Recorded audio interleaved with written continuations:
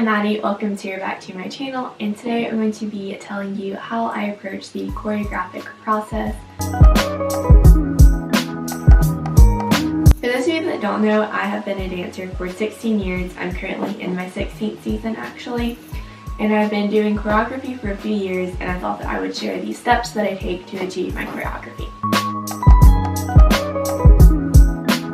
The first step is definitely the most important, and it's choosing the correct song. For this, you want to really choose a song that you're going to connect to and you resonate with. I would say this is more important than choosing one that is, quote, danceable. For me, this year I have selected God is a Woman and You Should See Me in a Crown. God is a Woman really hits me like every time I hear it about how strong of a feminist song that it is. So that's why I chose it for my first one. And my second one, You Should See Me in a Crown, I feel like is all about power, authority, and being a warrior. Just something that I feel like I am and try to be. I'm a very powerful person.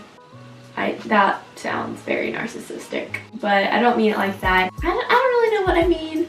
It's kind of that's the whole point of this. I guess it's like you have a very strong connection with the song that may be hard to describe, but you have the connection with it. I think that's the most important thing to look for when selecting a song.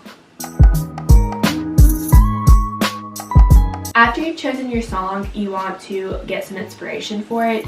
If it's a song like God is a Woman, there's going to be a music video for it. I would suggest watch the music video for your song if it has one. And when you hear the song, you might have an idea of how you want the dance to go, the narrative you want it to take, that sort of thing. Watching the music video will give you different ideas, and from there you can kind of draw your own path. For example, with God is a Woman, I wanted it to be a very like feminine song and be just like in your face feminist. So a lot of the movements that I'm doing in my dance replicate strong female images. That's what I chose to do with it. I feel that the music video sort of goes along with it. But on the flip side, for You Should See Me in a Crown, I want it to be very powerful. And the music video didn't really help in this case. It's just like spiders crawling over Billie Eilish. But my dance teacher took that as it being creepy, so we're doing a powerful yet creepy dance and meshing the two ideas. But in years past, when I did Lost Boy, I definitely didn't really follow the path of it. I sort of made my own narrative for it. I think that's the beauty with choreography. You can definitely do something that's already there, or you can make your own. Now when it comes to actually coming up with the choreography, there are two ways that I like to do it. The first and primary one being the lyrics.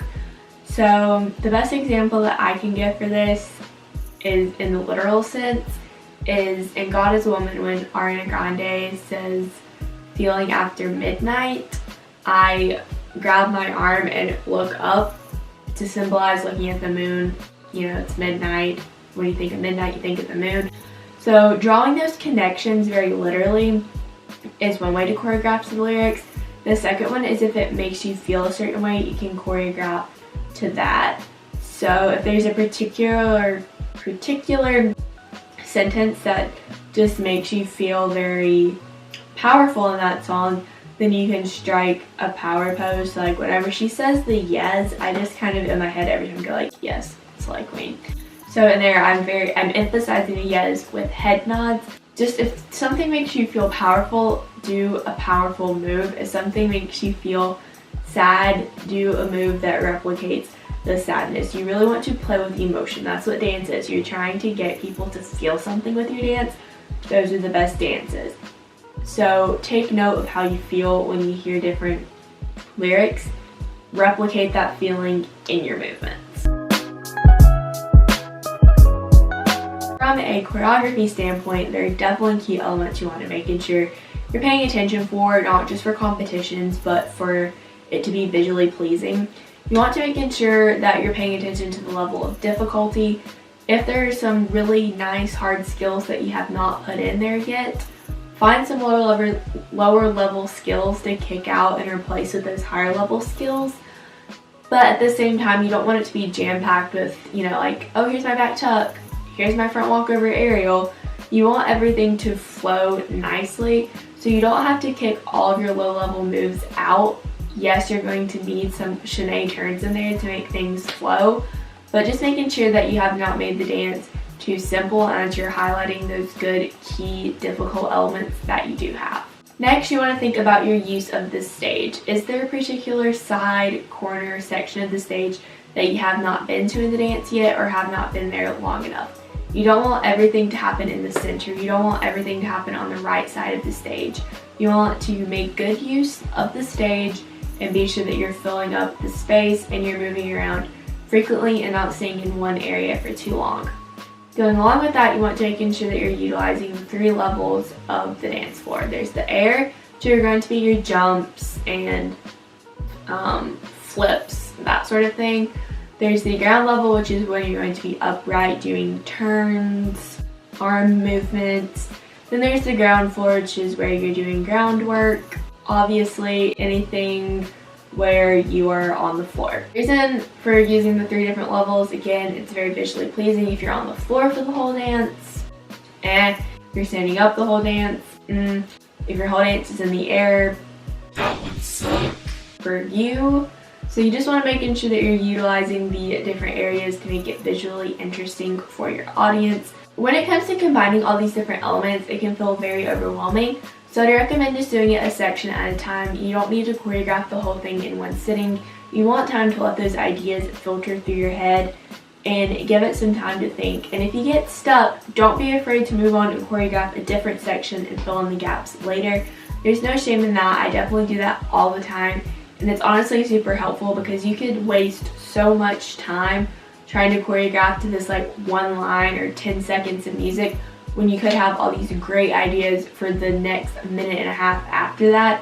And you're just preventing those ideas from flowing if you stick with the same thing. But at the same time, don't be afraid to work through things. If you hit a bump, don't just immediately move on. Sit there and try and think about it for a little bit, because some of the best moves can come from playing around for a little bit. Finally, once you have a clear idea of how the dance is going to turn out and the path you're headed down with it, it's time to choose a costume. My dance studio chooses costumes super fast, but we also have all of our choreography done pretty much by Christmas. So I know this could be different from studio to studio. You might not get the luxury of completing your dance before choosing your costume. You might have to choose your costume first. But my best advice would be have an idea of at least the path you want to go down before selecting your costume, because honestly the costume is what ties it all together. The best way I know how to describe this is just by giving examples. So as I said, for God is Woman, in that I want to embody being a warrior for feminism, being a feminist. So for my costume, I have selected a Greek goddess warrior dress. I will insert pictures, of course. But this to me just really embodies like female warriors fighting for equality. That's why I chose it. You should see me in a crown. I chose this like 3-piece set from Kelly that's just black. I thought the pants were cool. All I knew for this was that I wanted black because I wanted it to be creepy, and I didn't want anything like, I mean there's some sparkle on it, but I didn't want anything distracting on the costume to take away from how interesting the dance is. So those are just some examples to get your brains flowing. It all just depends on what your dance is, and choose something that reflects it so you're tying everything back together. I hope that these tips and pointers on choreography help you create your wonderful masterpiece. If you'd like to see some of my work, you can check out my dance playlist. I have some competition vlogs and recital vlogs on there where you guys can see some of my choreography. Be sure that you give this video a thumbs up, comment down below some other dance related content you'd like to see. Be sure that you're subscribed and have the bell turned on so you can be part of the hashtag M&M Squad. And I'll see you guys in my next video. Bye!